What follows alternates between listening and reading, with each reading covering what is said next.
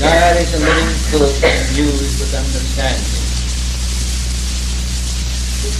The Eternal will answer when you call, and when you cry, he will say, Here am I. And evermore shall the Eternal guide you, guarding you without fail. Isaiah 15:9-11. So the Eternal is always present. He is the power, the life, the consciousness of man. The Eternal is omnipresent, and whatever is eternal or present is practically itself. Therefore, within man is the reality that is practiced in itself, free, no conditions imposed upon it. Our freedom, our free will is to understand the truth, to realize this right life, to realize that life is, and that is our choice. We choose either life or death. And when we choose life, that is the source of all things. And we find ourselves, as Isaiah says, the Eternal will answer you when you call, and when you cry, he will say, Here am I. Evermore shall the Eternal guide you and guard you without fear. We saw in our last lesson that we use a force that is ever present around us, and in this lesson I'm going to show you how desire can be made a living force when used with understanding. The universal mind and the individual mind are interlocked one with the other. And when this is realized, they act as one consciousness. Therefore, the consciousness in the universal mind must be one with the consciousness in the individual mind. There cannot be two of them, for the individual is but the reflection of the universal. And when we begin to realize the importance of this statement, we will see clearly that there is no separation between the universal mind and the individual mind. One is the expression of the other. The universal mind gives rise to the individual mind, and the individual mind gives expression to the universal when it begins to realize the truth. But we know that there are few people who have realized this truth. Even the intelligentsia amongst us is lacking in this knowledge. But when we, just as the prophets knew that this is a truth, they gave expression to the universal mind, and that universal mind then becomes the great power in the individual. The great truth that the universal consciousness gives rise to the individual consciousness, and the individual consciousness gives expression to the universal, when this is realized by the individual, when then we realize the truth that there can be no separation between the individual consciousness and the universal consciousness, because there cannot be. That separation or feeling of separation between the two in your mind is but an illusion. In reality, that cannot be. Because there is only one. The infinite cannot divide himself up. It can individualize himself, but not divide himself. And there can be no division in the universe, because the universe is one complete unit. Science has proved to us that the universe is one complete unit, and it is electronic in nature, and there is no division in that substance. Out of this substance everything is created, and we then see clearly what the prophets knew in the past. Science has proved now. And as we go forward in our understanding, we will become greater in our expression. We will unfold more of the universal secrets. The secrets that are hidden in the universal mind shall be expressed through the consciousness of man. When you understand this truth, you cooperate with the universal mind and begin to express the unlimited resources of the universal mind. Its creative genius can be used by men when man becomes conscious in the universal mind. Consciousness is the directing force in mind, and through it all creative desire is fulfilled. And it shall come to pass that before they call, I will answer, and while they are yet speaking, I will hear. Isaiah 65:24. And it shall come to pass that before they call, I will answer. The reason of that is that in your mind, in your inner consciousness, your desires are known. And if you really understand what the Master's words meant when he said, Father, thou hast already heard. When he went to the tomb of Lazarus, Father, thou hast already heard. He knew that the Father knew his innermost thoughts. And he was giving expression to his own realization of this truth when he said, Father, thou hast already heard me. And I will answer while they are yet speaking.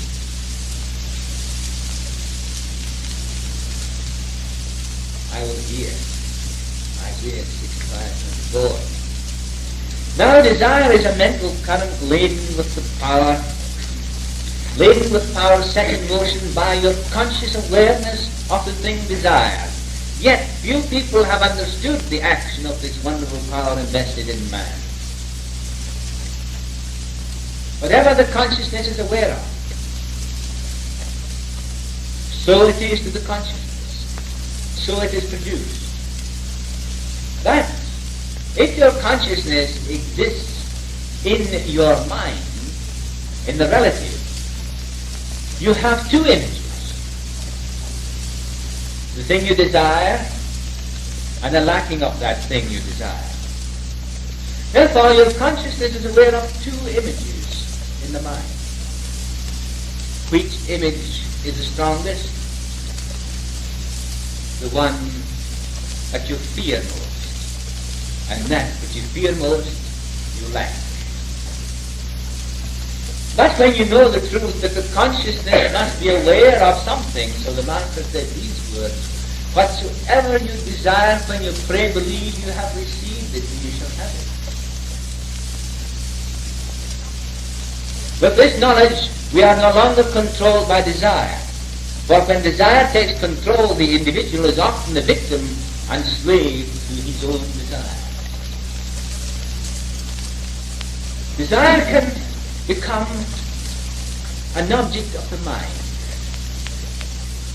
It can flood the mind.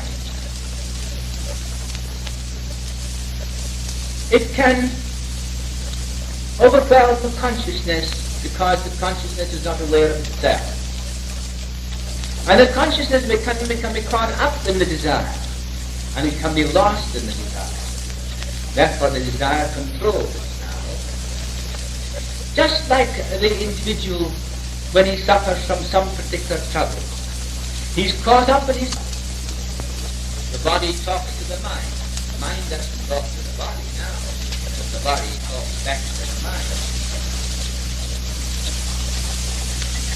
And the consciousness then is caught up in this. And the vicious circle is set in motion. Not yet until the individual becomes aware, separates itself, and consciousness becomes aware, so it can separate itself from the desire, so that it can create the thing that can be done by understanding that the consciousness, whatever the consciousness is aware of, so intelligence will fulfill. With this knowledge, we are no longer controlled by desire. When desire takes control of the individual is often the victim and slave of his own desire. Therefore, with true understanding, desire becomes a conscious energy directed to fulfill what the consciousness is aware of. But before this power can be established in its unlimited nature, the individual consciousness must become aware of itself. This may seem Greek to some of you, yet nevertheless it is true. And how does the consciousness become aware of itself? The fact that you can consciously discern every thought in your mind, consciously discern every action and emotion that exists in you, consciously recognize every desire, consciously recognize every movement, you will recognize that these things are relative to the consciousness, and the consciousness becomes aware of itself as the analyzer, that which is viewing these things. Then the consciousness becomes aware of itself, separate and distinct from your thoughts, your images, your ideas, although the consciousness is the creator of these things. In then that which is the creator and the created must be recognized and reconciled, so that the one recognizes the other. So the consciousness recognizes its own creation, having no power except the power that the consciousness gives it. Therefore you are free. But not only free, but you have the power to create, the power to desire. So therefore the desire becomes a living force with understanding.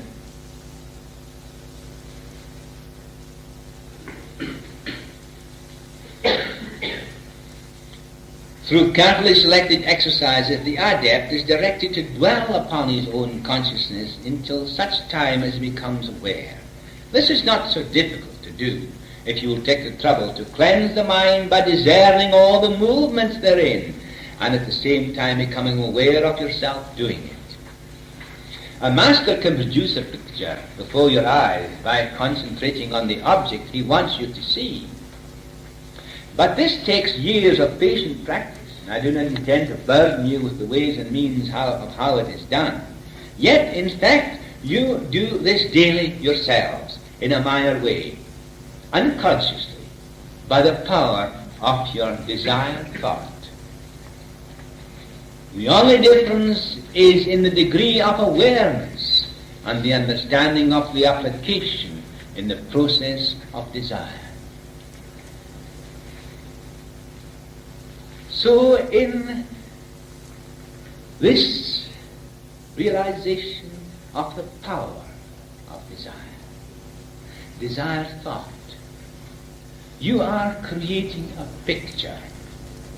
But if your picture is not defined, if you do not know what you desire, if you have got no complete picture of that which you desire, then your expression will become one that is vague and undesigned, undistinct.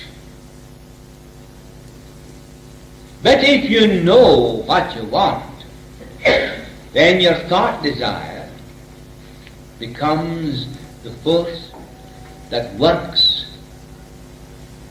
the force that creates and attracts to it all the various atoms and electrons that build around this thought desire, and the thing becomes an established fact. I'll repeat the instructions the Master himself gives. He says, "Ye shall not covet your neighbor's goods." At the same time he says, "Whatsoever ye desire when ye pray, believe ye have received it, and ye shall have it." Paul says, "Things are not made out of things that are seen, but out of that which is unseen." He also says, "Faith is the substance of things hoped for, the evidence of things not seen." You shall not covet your neighbor's goods. Showing definitely, he tells you completely, but what you desire you must create for yourselves, because you are creators. The desire of your neighbour's goods is of no value whatsoever, because you can never create that way. That is desire, of what we call coveting desire. But a real desire has power. It has a force behind it, when you understand. And then Master says, whatsoever you desire, when you pray, believe you have received it, and you shall have it. That takes away the double mind. You're out of the relative now. You're into the reality now. The one, not the double, the one.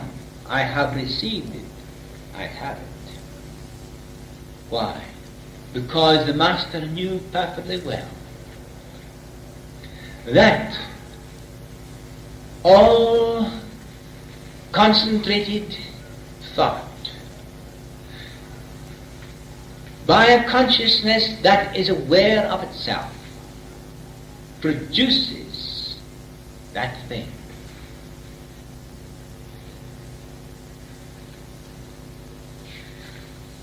Mind is the only substance underlying all things. Things are thoughts objectified. Suggestion proves that thoughts can be objectified upon the body, and the law of autosuggestion has proved a great ally to the one who knows how to apply it. Autosuggestion. Even suggestion must become autosuggestion. Suggestion in itself has no power over anyone. Unless that suggestion becomes autosuggestion in the individual, it has no power whatsoever. In fact, many suggestions that are made to individuals create the very opposite because of the resistance of that individual. If you command a person to do a thing at once, you'll create a resistance in that individual to go and do the very opposite. That is why, when you understand the power of suggestion, you've got to make it become autosuggestion. So you've got to put it in such a way that the individual absorbs it, takes it into themselves, and makes it autosuggestion. Therefore, suggestion in itself is of no value unless it becomes autosuggestion. That is suggestion by the individual themselves. And it has proved a great ally to one who knows how to apply it. The consciousness only can manipulate the mind stuff that the body is made of, but can also manipulate the mind stuff that supports the body and surrounds it. This is no idle dream, but actual fact, and it will be wise for you to remember it, for upon this truth depends a great deal of your happiness. The consciousness not only can manipulate the mind stuff that the body is made of, but can also manipulate the mind stuff that supports the body and surrounds it. And the consciousness is continually manipulating the mind stuff that the body is made of. And it's continually manipulating the mind stuff that surrounds you.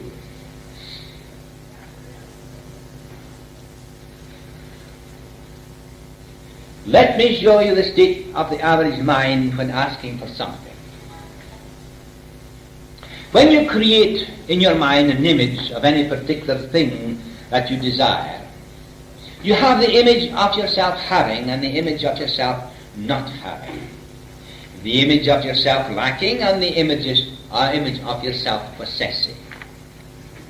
Now these two images oppose each other in your mind. Your mind becomes the battleground for these two images. Ask yourself now, which image dominates you? Look into your mind and see which image dominates you. You do not get what you want. You only get the manifestation of the image that dominates your mind. You don't get what you want. You get what you think deeply. Now think this over, and you'll see how true it is. And that is why ordinary psychology is of little value to you and leads you astray to a great extent, because it deals with images only. And it tells you this: if you then have a negative condition, it immediately tells you to change over to the positive, and you will overcome the negative. But the more you think of the positive, the more that negative will rise up to combat it. Therefore, how are you going to get rid of this battle between the positive and the negative? They're both the same. The one is at the one end of the stick, and the other is at the other end of the stick. So when one is up, the other is down. But immediately you turn it up, so the negative is up and the positive is down. And there is a seesaw movement all the time. Now, which is uppermost most of the time? That which is uppermost most of the time shall manifest. Therefore, why struggle? I have told you before that struggling is of no value. It only hinders you. Become aware of yourself, not separate from the infinite mind or separate from the infinite consciousness, but the expression of that consciousness, the very consciousness that has created the world and all that is in it, in where there is no opposition, because it is whole in itself. Then you have the power to create, and the Master's knowledge is this power. The only difference between a master and yourselves is this, that he has passed through all these phases of the mind by discerning what takes place in the mind, and reaches a point where he himself stands out as the creative principle in that mind. Therefore the mind responds to whatever the consciousness is aware of.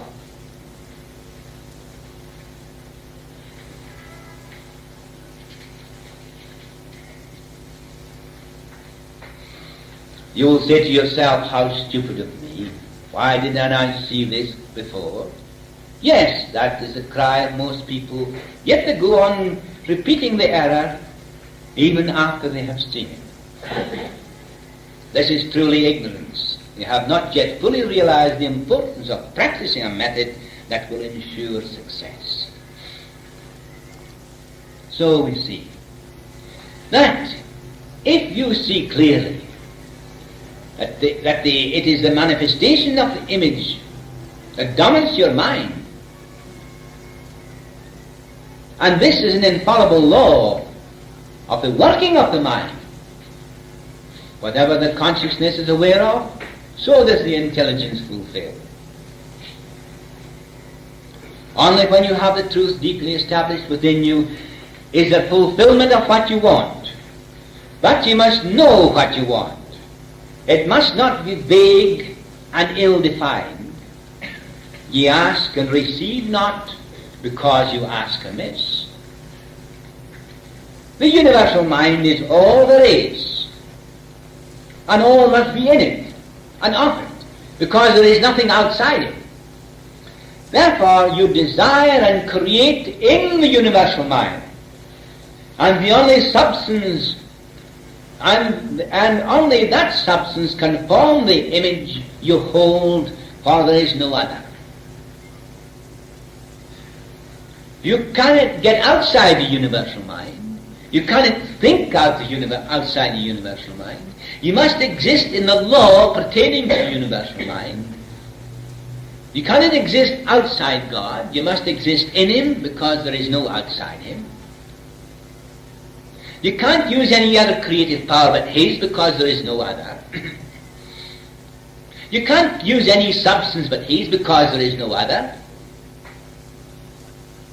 Therefore, what do? You create the universal mind according to the laws of the universal mind, and then when you understand them, then you begin to create correctly. You see clearly that you must not have a double mind, that you must not live in the relative when you are creating, but live in reality when you are creating.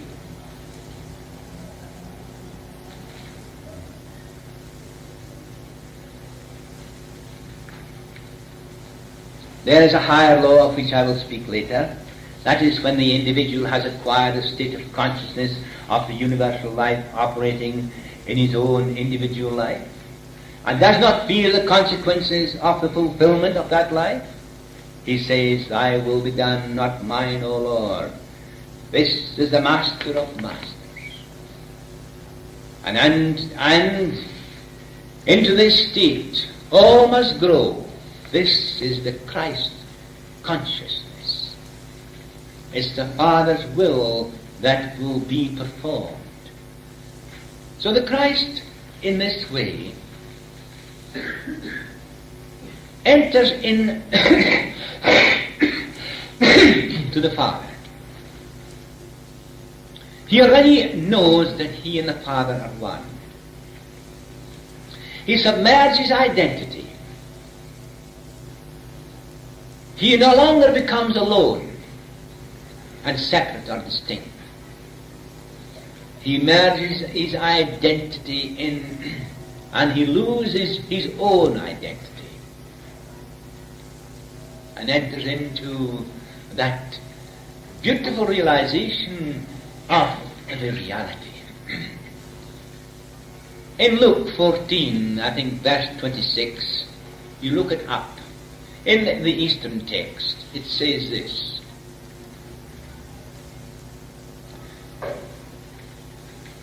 "Anyone who may come to me must put aside his father, his mother, his wife, his husband or children,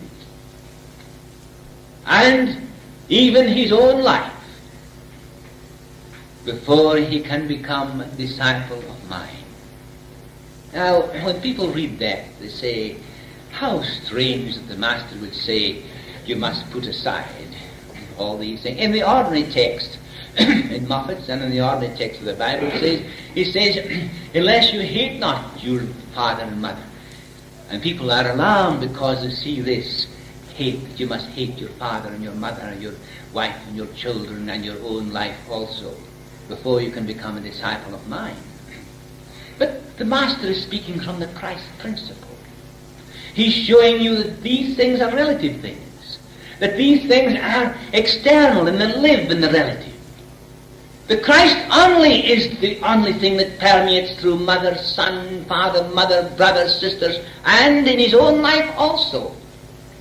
So therefore, he says, put off all these things and come to me, complete in the realization of the one. Very few can read the Master's words because of the fact that they do not know from what point he is speaking from. The Master will enter into the relative and he will talk from the relative. Therefore you must understand his words. He'll enter back into the Christ and he will talk from the Christ. Then you must understand his words.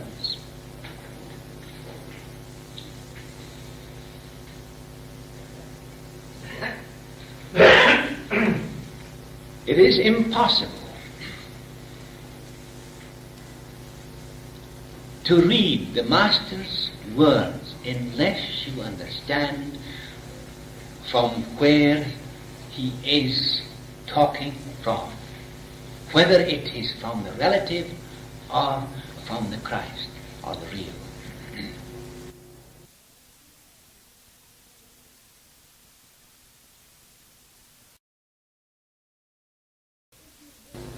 So if you know then the difference between the relative and reality, and you will recognize and discern all that is relative, then you will see what the Master says when he means put off this and put off that before you can be a disciple of mine.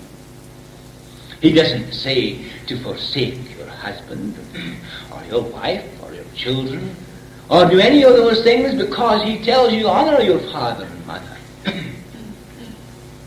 And he tells you also to love one another.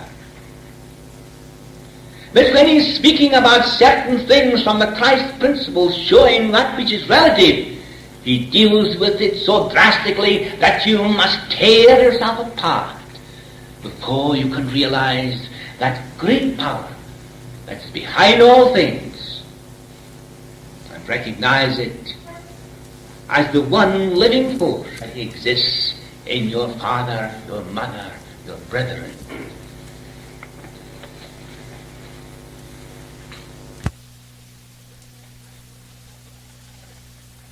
Yet by your growing desires and great force in your lives, and it is necessary that you should know how to use it.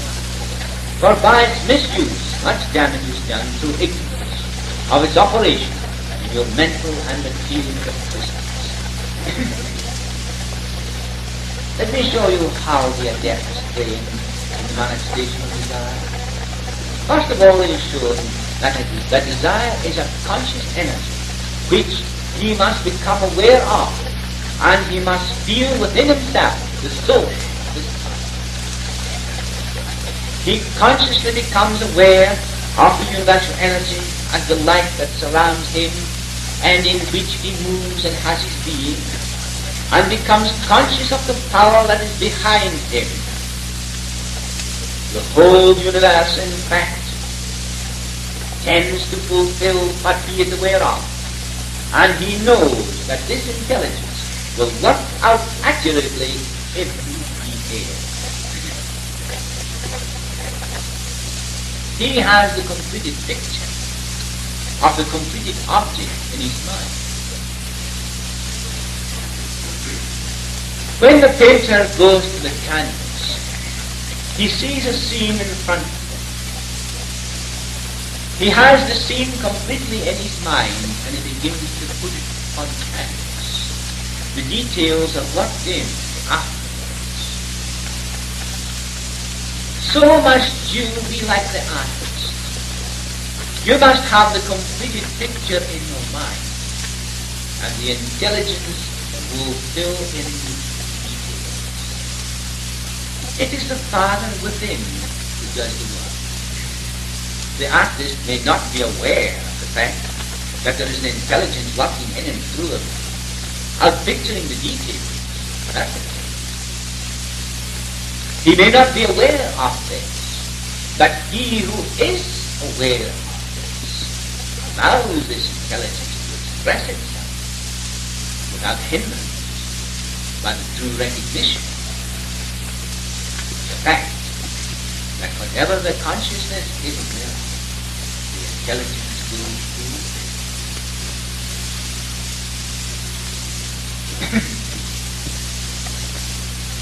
Behold the completed picture, ways and means he allows to be worked out by the universal mind which knows how. His desire for wisdom comes first, so that the use of the thing desired shall be put to the best possible advantage or power. So without wisdom, your desires may be a hindrance to you. They may be selfish. And very often, most desires are selfish. But if I may remind you of what the Master said in the beginning, covet not your neighbor's goods. Whatever you pray, believe you have received it, you shall have. Well, Paul also says, things are not made of the other things that are seen, but out of that which is unseen. He also says, faith is the substance of things hoped for, the evidence of things not seen.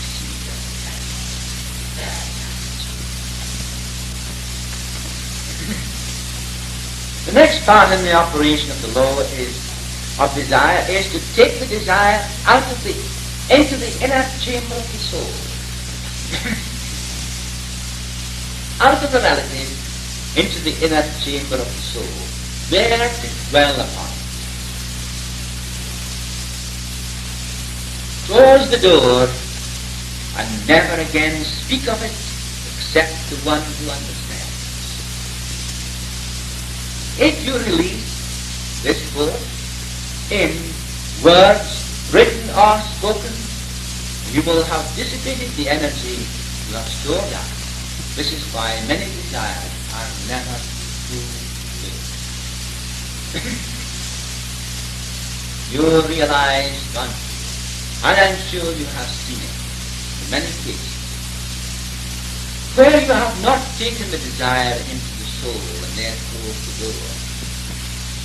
Now the desire, when it is completed in the soul, struggles for expression of itself. You close the door and it requires only one way to manifest, and that is the manifestation of the desire. If then that energy which is created, consciously created through the understanding that you have taken the desire and placed it secretly in the soul and closed the door thereon, and it begins, as you will see in your own mind and your own soul, it begins to gather energy with tremendous power. That energy will almost make you burst to tell other people what your desire is. It will require, it will want an escape of some way or another. It's like steam that is held in the boiler of the engine. The steam is directed towards the cylinder and piston to drive the engine. But if you open the cork of the boiler, all the steam will flow out, and it is not directed to the cylinder or the piston, and you have no movement whatsoever. So is this then, this desire as it is grows in the soul. Then you know what's happening when you feel that terrific power. Get your hold directed towards the manifestation of the desire. Not releasing the energy in any way through the cup of the boiler, or by the word of mouth, or by telling others what you are going to do, or that desire that you have stored up within you, because you will find you have released the energy that is behind the desire, and it is never manifested. You have often found that in your own life. That you have found when you have felt this desire that you wanted to do, at one time you held it secret, and you found the terrific power that was growing in that secret. But not knowing what this power was, you began to tell everybody, because this energy wanted an escape somehow, and there was no energy left for the manifestation of the desire, and it became a dead thing in your soul. It died in your soul. Died. Died.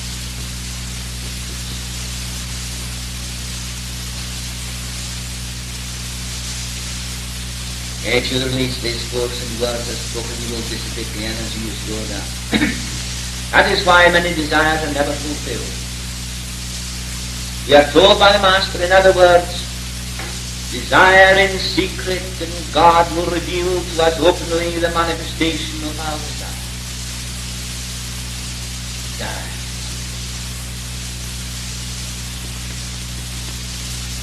God will reveal to us openly manifestation of our desire. What a tremendous, how few people have realized. Pray to thy Father which is in secret, and thy Father which heareth in secret shall reward thee openly. These two things. Prayer is desire. Desire. Understood properly. What do you do when you pray? You desire something. Well, you must desire to see. And your Father, which is in secret, shall hear it in secret, and shall reward you. A prayer is desire, therefore it builds its power from within. To release its energy in words spoken or written weakens the internal power of that stored up energy of which you have become conscious. The fact that you want to tell others is proof of that stored up energy desiring release, but should only be released through the manifestation of desire. The universal mind directs its power towards the object of the desire. It can be changed or thwarted by your own actions. You must be quiet in your strength and peaceful in the manifestation, knowing that the Father does the work. peaceful in the manifestation. You must be quiet in your strength, peaceful in the manifestation, knowing that the Father does the work.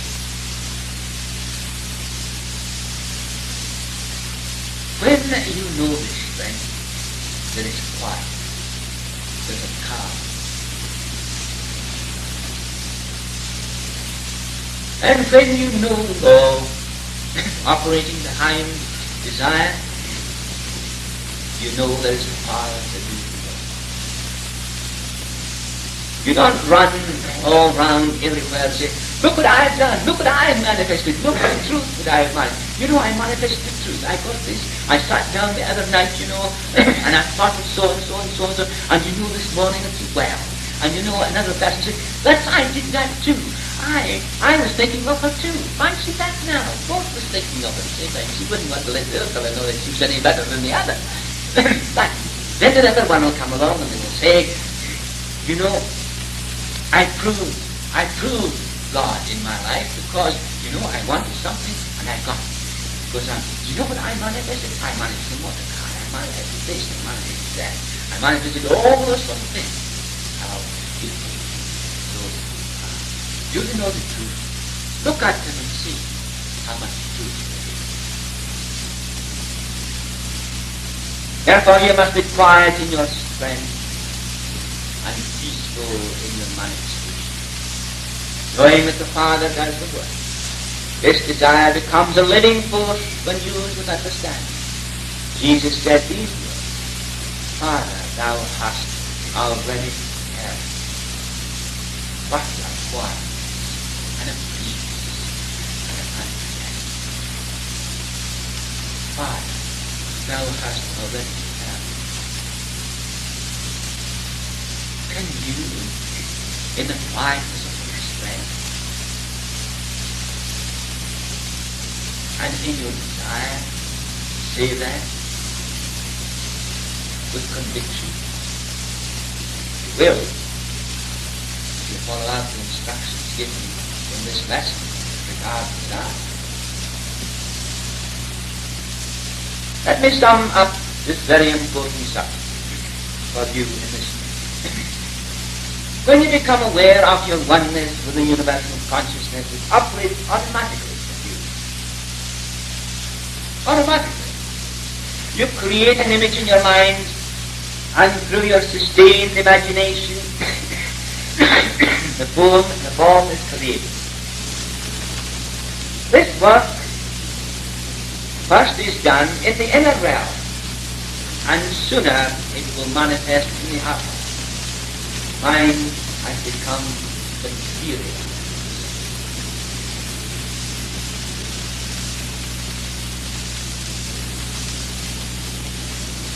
You create the image in your mind, and through your sustained imagination,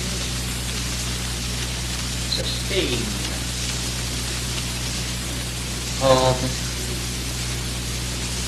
created. Imagination is a form of bringing that which is in the unseen to the seen. But it must be sustained. The image must be sustained. That's what sustained imagination means. That there must be no opposition to it. If you have that image of yourself backing that thing, then you have opposition. But if you do what the Master says, you is your imagination. Whatsoever you desire, believe ye have received it, you have it. That is sustained imagination. Bringing from the unseen to the seen, by the law that is the law of the universe, incorporated in yourselves, because you're the image and likeness of God. Made out of his own substance, his own life, his own consciousness, because there is none like him. Therefore you are the image and likeness. Not only image and likeness, but in the performing, on creating, and through sustained imagination, you bring that which is unseen and unseen.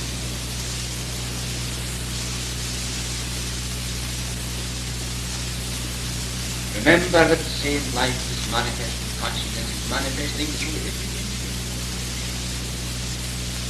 And I know that if I enter into the consciousness of God in my own consciousness, I find that this very desire existing in my consciousness must manifest through the consciousness of every individual who is necessary to bring that about. The consciously and universal mind is not a separate thing. You do not exist outside it. We all exist in the one mind. Therefore, if I think in universal mind, knowing that my consciousness is the creator of that universal mind, that same consciousness manifesting through you and others is bound to bring into operation that very fact. It will bind and create and move the consciousness that is in others, bring about the very thing I desire, while all the heaven and earth shall come into action, fulfill my desire when I fulfill the law.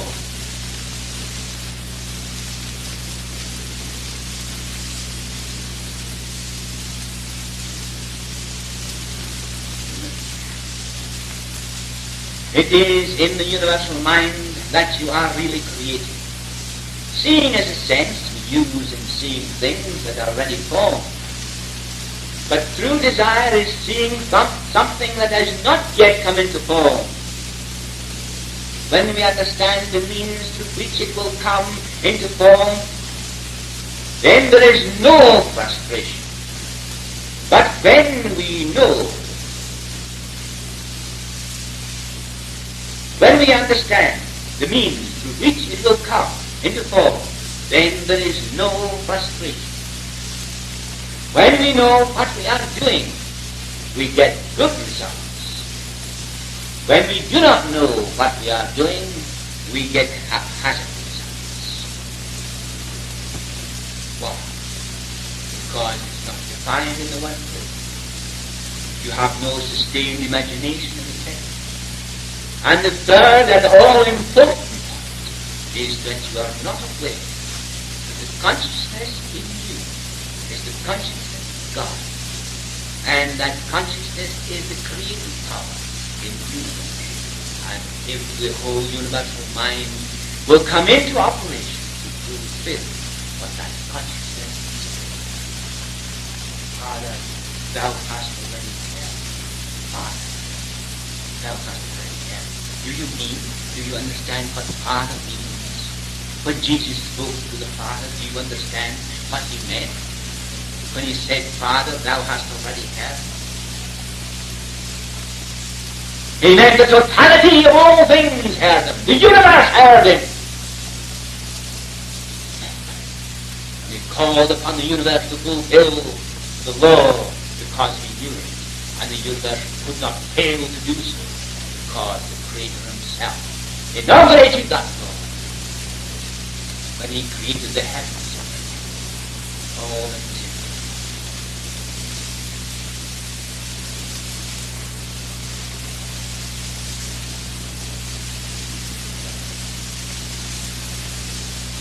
Desire and will are interlocked in the process, yet both desire and will must be free from anxiety or stress. You do not will with clenched fist, gnashing teeth, but with quiet confidence. Neither can you truly desire with doubt, but with that faith that moves mountains.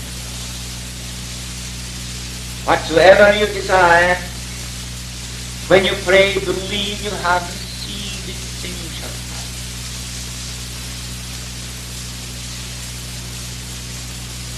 The master desire, we must not only believe, we must also know that there is no such thing as matter. No such thing as matter. Matter is only the name of the opinion you hold in regard to it.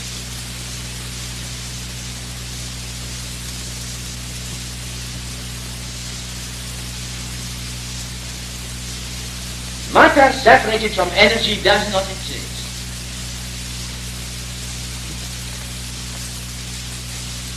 Energy separated from intelligence does not exist, because energy is the expression of it. Intelligence separated from consciousness does not exist.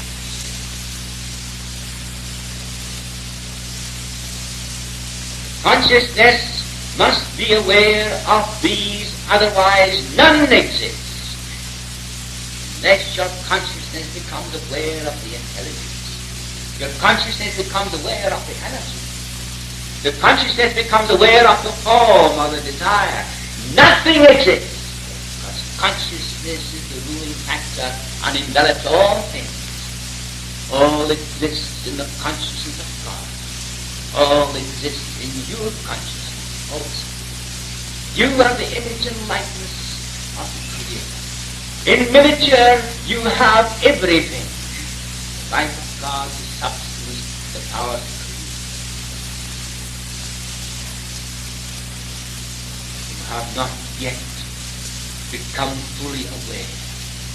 The difference between yourselves and a master is that he becomes aware and you yet have not become fully aware. If I can convey this to you, then you will leave the relative and enter into the wholeness of things. There you shall find yourself, the image, likeness of the Creator. Not separate or distinct, but one with it. Then you lose your identity. As Jesus said, put aside father, mother, your wife, your children, your sisters, your brothers, and your own life also, before you can become a disciple of Christ.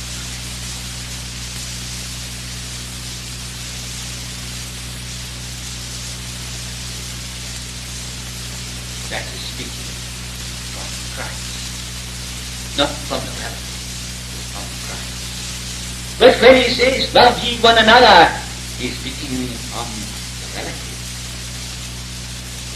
He also says these words, he who does the will of my Father is my mother, my sister, my brother.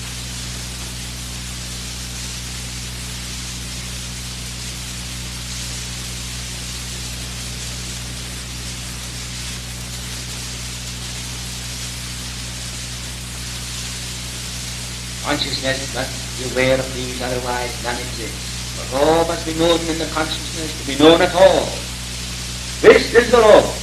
What the consciousness is aware of, so the intelligence will fulfill.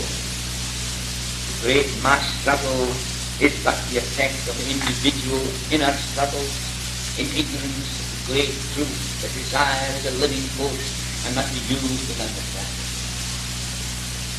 You see, the struggle that's going on in this world today is desire being used without understanding. And this struggle will go on until then you realize that which is really desire, truly desire. Desire then becomes true. A new era of great prosperity and abundance will appear when this understanding is understood and applied. At present we are all struggling in a world sick, disabled and depressed, revealing the misuse of this great power invested in man. Its effects are worldwide, revealing the deep underlying defects in the use of this great weapon which has been wielded only for the benefit of the self, with repercussions that has astounded the world, yet the world is still ignorant of the cause.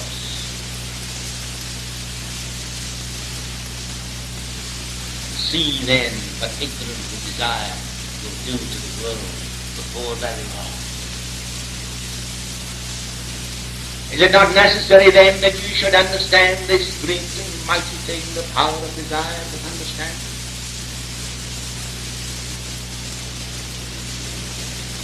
Let your hearts be light and glad in knowing the truth that sets you free.